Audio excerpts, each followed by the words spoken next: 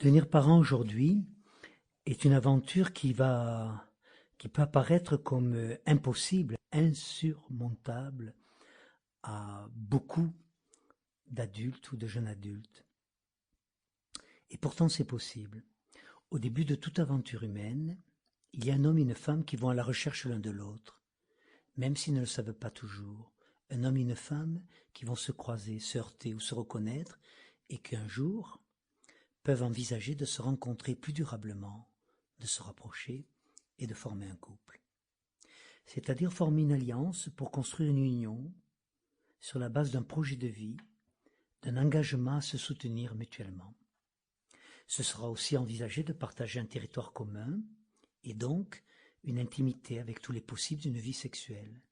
Chacun va déposer chez l'autre un rêve de vie, parsemé d'attentes multiples, être aimé, compris, entendu. Envisager aussi un prolongement d'eux-mêmes, celui de faire ensemble un petit, de se donner un enfant. Faire un enfant, justement, mais lequel? Le tien ou le mien?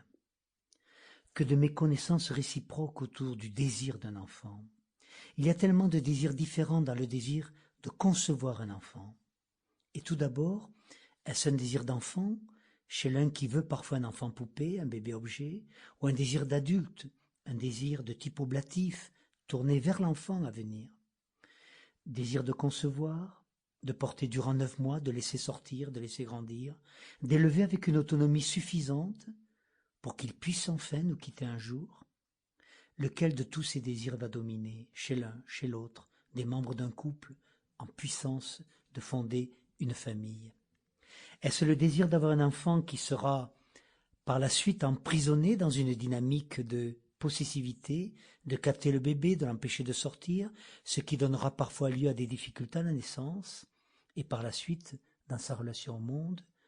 Ou est-ce le désir de faire un enfant, en vouloir faire la preuve qu'on peut mieux faire que sa propre mère, ou qu'on sera un vrai homme si on réussit à mettre une femme enceinte? Il y a aussi quelquefois le désir de mettre en route un enfant, projet louable, mais en route dans quelle direction? La rencontre consciente ou moins consciente des désirs de l'un ou de l'autre, des protagonistes d'un couple, peut donner lieu à des luttes, à des conflits de désirs, à des blocages, stérilité de fidélité, si les désirs sont antagonistes, ou encore réveiller des violences et des autoprivations, s'ils sont inhibés. Parfois le désir inconscient reste le plus fort, et malgré les obstacles, un enfant va être conçu, ce qui permet d'affirmer qu'un enfant non désiré n'existe pas, que c'est un mythe. Sample complete. Ready to continue?